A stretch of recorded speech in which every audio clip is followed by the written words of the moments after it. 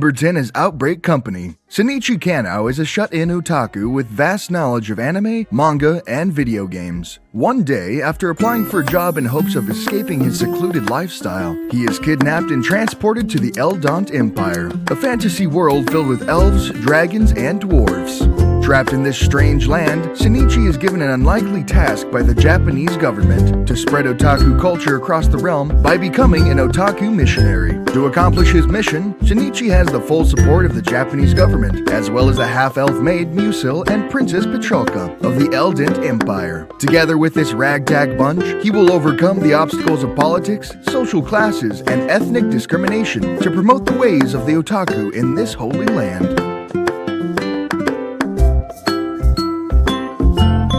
Number 9 is Kimono Michi, Rise Up. Professional wrestler Ginzo Shibata sports the body of a mountain. But beneath his hulking appearance is a man with an extreme affection for animals.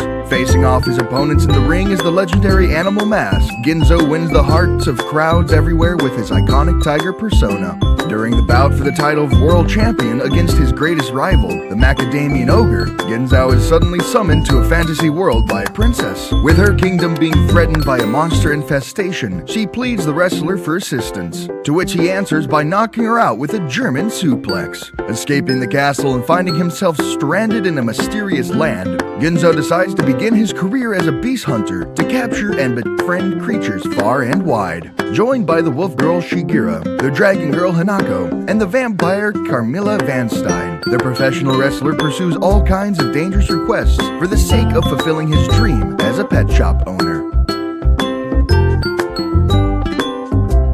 At number 8 is Do You Like Your Mom? Her normal attack is 2 attacks at full power. Forming a party with one's mother in an online game seems not only unlikely, but also uncomfortable to most teenage gamers.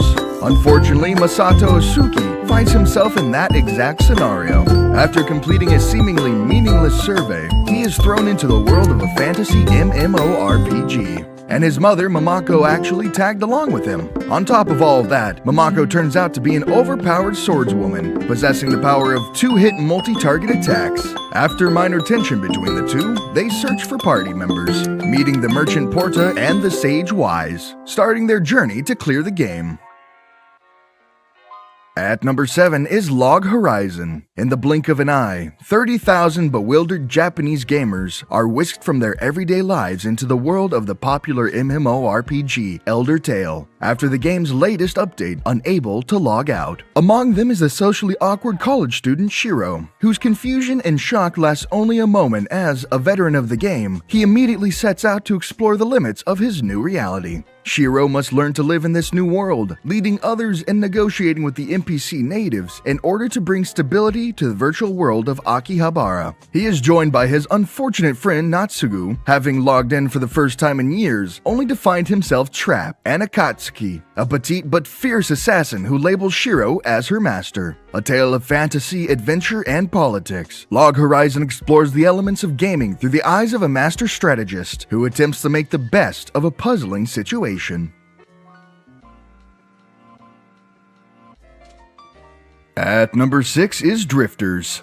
At the Battle of Sekigahara in 1600, Toyohisa Shimazu is the rear guard for his retreating troops, and is critically wounded when he suddenly finds himself in a modern, gleaming white hallway. Faced with only a stoic man named Murasaki and hundreds of doors on both sides, Toyohisa is pulled into the nearest door and into a world completely unlike his own. The strange land is populated by all manner of fantastical creatures, as well as warriors from different areas of Toyohisa's world who are thought to be dead. Quickly befriending the infamous warlord Nobunaga Oda and the ancient archer Yoichi Tsukitaka Nasu, Toyohisa learns of the political unrest tearing through the continent. Furthermore, they have been summoned as drifters to fight against the Ends, people who are responsible for the creation of the Orta Empire and are trying to annihilate the drifters. As the Ends grow more powerful, so does the Empire's persecution of elves and other demi-humans. It is up to Toyohisa and his group of unconventional heroes to battle in a brand new world war to help the Empire's subjects, while protecting the land to claim for themselves and challenging the Ends.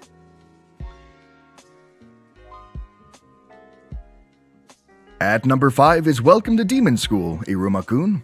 14-year-old Iruma Suzuki has been unfortunate all his life, having to work to earn money for his irresponsible parents despite being underage. One day he finds out that his parents sold him to the demon Sullivan. However, Iruma's worries about what will become of him are soon relieved, for Sullivan merely wants a grandchild, pampering him and making him attend the demon school Babylus. At first, Iruma tries to keep a low profile in fear of his peers discovering that he is human. Unfortunately, this ends up being more difficult than he expected.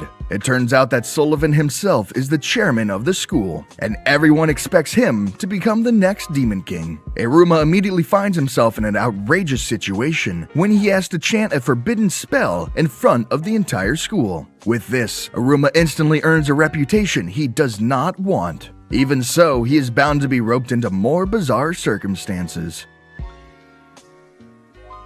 At number 4 is Ascendance of a Bookworm. Arano Matasu loves books and has an endless desire to read literature no matter the subject.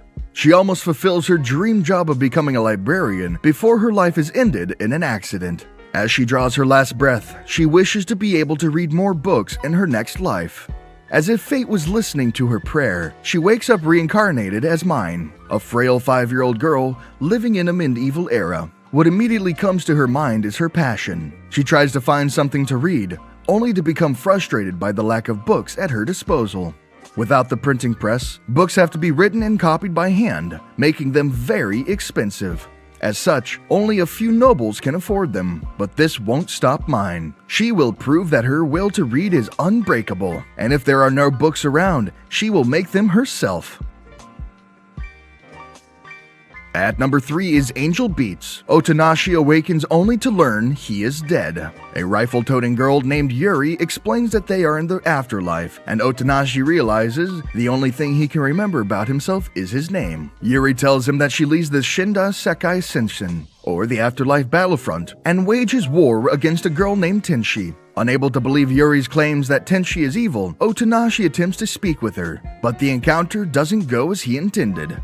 Otonashi decides to join the SSS and battle Tenshi, but he finds himself oddly drawn to her. While trying to regain his memories and understand Tenshi, he gradually unveils the mysteries of the afterlife.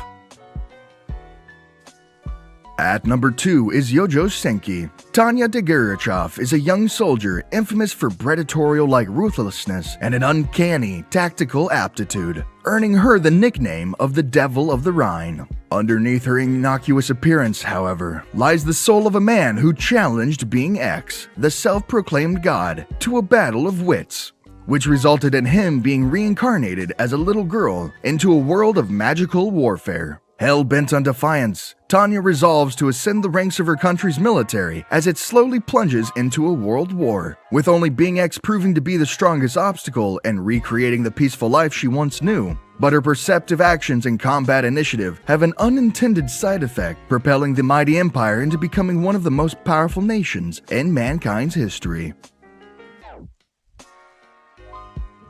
At number 1 is Konosuba. After dying a laughable and pathetic death on his way back from buying a game, high school student and recluse Kazuma Sato finds himself sitting before a beautiful but obnoxious goddess named Aqua. She provides the NEET with 2 options: continue on to heaven or reincarnate in every gamer's dream, a real fantasy world. Choosing to start a new life, Kazuma is quickly tasked with defeating a Demon King who is terrorizing villages. But before he goes, he can choose one item of any kind to aid him in his quest, and the future hero selects Aqua. But Kazuma has made a grave mistake. Aqua is completely useless. Unfortunately, their troubles don't end there. It turns out that living in such a world is far different from how it plays out in a game. Instead of going on a thrilling adventure, the duo must work to pay for their living expenses. Indeed, their misfortunes have only just begun. Well, this was today's video. Hope you guys have enjoyed. If you have any suggestions, just comment below. As always, I'll be here